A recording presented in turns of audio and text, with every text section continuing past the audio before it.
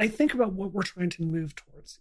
For me, I'm part of the old school trannies. I just wanted to find a husband, get married, go have a normal life. I didn't even talk about being trans despite being a public figure. I just carefully did not talk about it until about 4 months ago. It's not that I didn't think people could figure it out. It's just I wanted to be normal. I just wanted to be married and go on with my career. I didn't transition to become like some trans public figure. I just wanted to be myself. But I think the problem is the trans community, because we are so invested in this maximalist progressive agenda to destroy everything, destroy the gender binary, destroy capitalism, and destroy the two-party system. It's so inherently unstable. And if you start thinking, what is the trans community moving towards right now? What does success mean for the trans community? There's nothing really for us to look to as a stable structure, if that makes sense to you. And I think we're like reaping the fruits of all this chaos right now, if that makes sense. Well, what do you mean, chaos? I mean, here's one way I would think of looking at it is that I've been looking, and I've been obsessed with this a little bit, even though people tell me not to be, but what they're teaching kids in elementary schools, as long as that. And you have this genderbread man and this other thing, but essentially they're saying to children as young and as impressionable as 4, 5, 6, 7, 8, 9, 10, they're saying you can choose to be a boy or a girl or both or neither or something else entirely, and your body has nothing to do with that. And you now, it seems to me that once you tell kids at 4 or 5, I'm thinking of you and me at 4 and 5. Yeah. If we'd been told that, would your life have been made a little easier? No.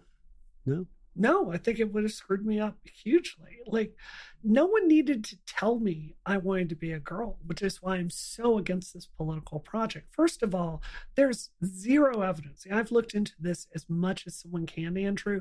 Any evidence saying that like non-binary has any clinical basis in any sense, like a genetic basis or affirming it leading to better mental health outcomes or the benefits of giving non-binary people surgery or hormones, there's no evidence for that. There's just none. So that's one thing. But the thing that really gets me is no one needed to tell me I wanted to be a girl when I was 5 years old. It's all I could think about.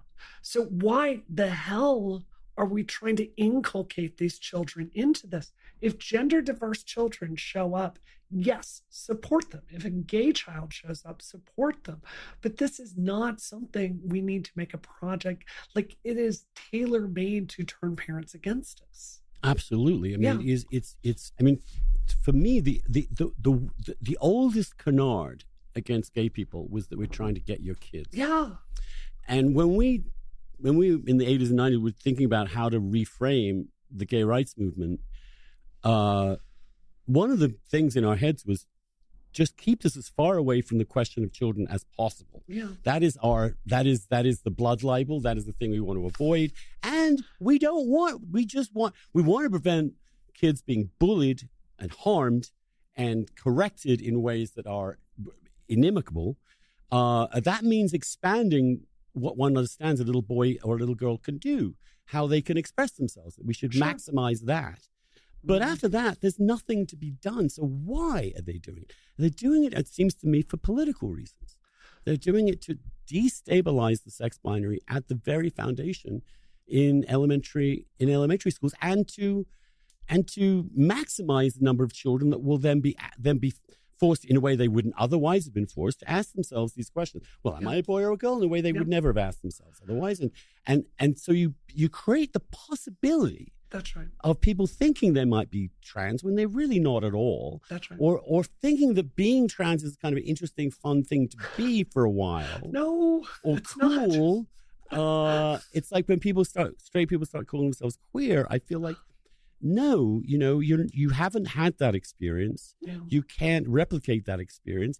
And more importantly, it's not something cool for you to adopt. It is a life experience that is unique to the people who experience it. And how fucking dare you come in and start colonizing in a way yes. my identity.